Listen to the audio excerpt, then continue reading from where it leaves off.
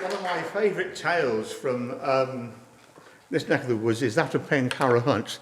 This is a famous hunt where the hunters left Pencarrow House and went across the moors and round Willey here and over to the coast. Now, I put a tune which tells a story of that, but I need to introduce the tune with the leader of the hounds, and he was the jester of Lord Pencarrow, and he used to entertain his lord's guests by getting a mouse, a live mouse, tied with a string onto his tail and swallowing it like that and back up again. And if his guests weren't disturbed by this time, he would catch a sparrow and he'd mumble it.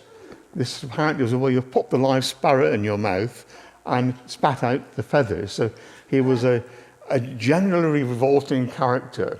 But he did much better than that. He was also the leader of the hounds. He ran with the pack. And my little tune here tells you the story of him running across the moors here. They go so far that you hear the tune pause. It's a 5/8, which is slightly uncomfortable. It's not the kind of diddly-diddly that we expect. It's slightly uncomfortable. And it slows down, and they're looking for the fox. They see him, and off they go after him over the moors. They get to the cliffs.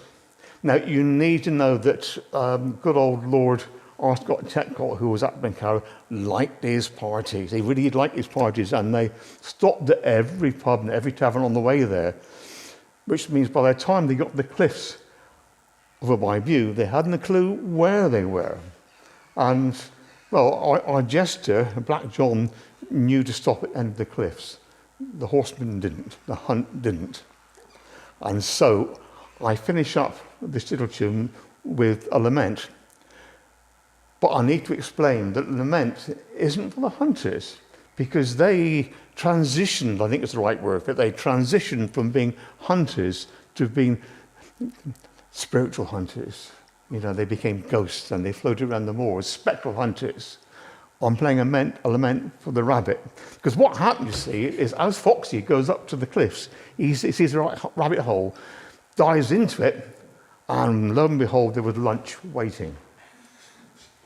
Right, Pencarrow hunt. Listen for the slow bits and listen for the lament at the end.